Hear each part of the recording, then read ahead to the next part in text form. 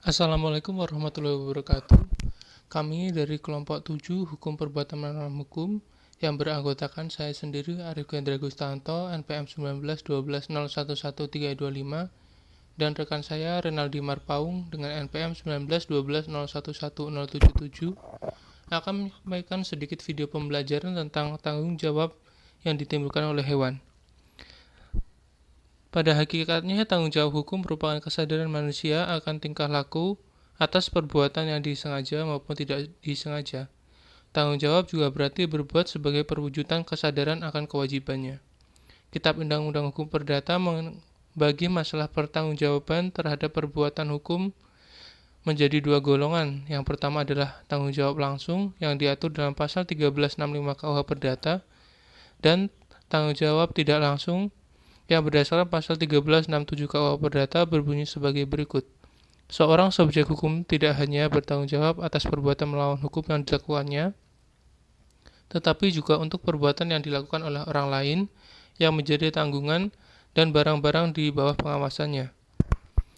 Lalu, untuk tanggung jawab terhadap hewan peliharaan diatur dalam pasal 1368 KUH Perdata yang berbunyi, pemilik binatang atau siapa yang memakainya selama binatang itu dipakainya bertanggung jawab atas kerugian yang disebabkan oleh binatang tersebut, baik binatang itu ada di bawah pengawasannya maupun binatang tersebut tersesat atau terlepas dari pengawasannya. Sebelum membahas tentang tanggung jawab yang ditimbulkan oleh hewan ternak, terlebih dahulu kita harus memahami apa hewan ternak itu sendiri. Ternak adalah binatang yang dipiara, yang dibiarkan untuk tujuan produksi. Pada tingkatan yang lebih kecil, hewan ternak merupakan binatang peliharaan yang sengaja dipelihara oleh seseorang agar bisa diambil manfaatnya sebagai salah satu sumber penghasilan bagi pemiliknya. Pemilik ternak sebagai orang yang menguasai hewan ternak tersebut bertanggung jawab terhadap setiap akibat yang ditimbulkan oleh hewan ternaknya. Bentuk kerugian yang ditimbulkan oleh hewan ternak sepenuhnya menjadi tanggung jawab pemiliknya. Dalam hal ini, pemilik ternak tidak boleh membiarkan ternaknya lepas dari pengawasan karena dapat beresiko menimbulkan kerugian bagi orang lain.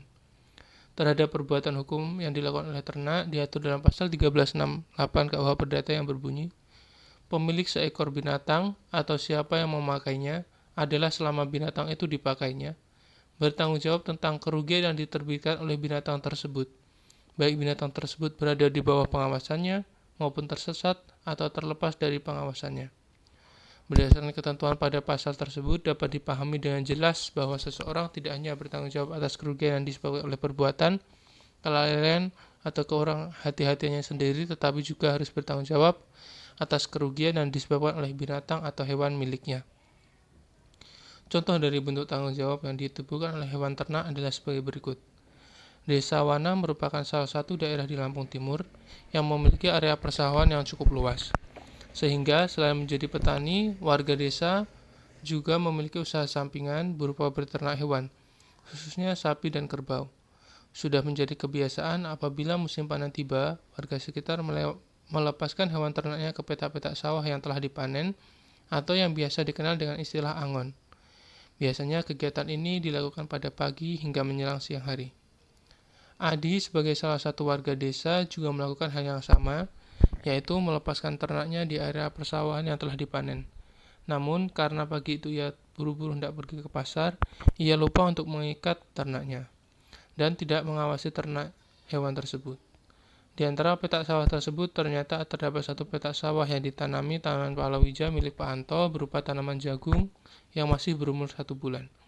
Karena kecerobohan Adi yang tidak mengikat ternaknya, menyebabkan ternak tersebut mencari makan di petak sawah milik Pak Anto.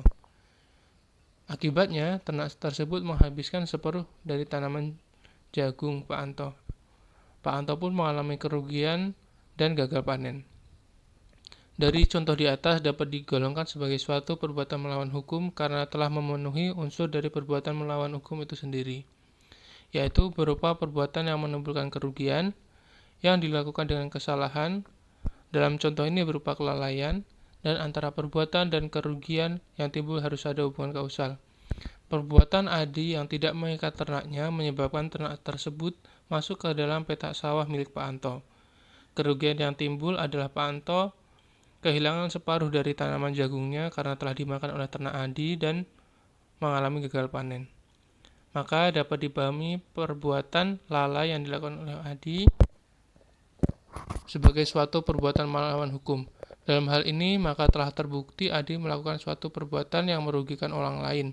Maka terhadap orang tersebut dapat dimintakan pertanggungjawaban atas kerugian yang ditimbulkan berupa ganti kerugian sebagai akibat dari terjadinya perbuatan melawan hukum. Sekianlah video pembelajaran yang dapat kami sampaikan. Apabila ada kesalahan dan kekurangan kami mohon maaf. Kami akhiri. Wassalamualaikum warahmatullahi wabarakatuh.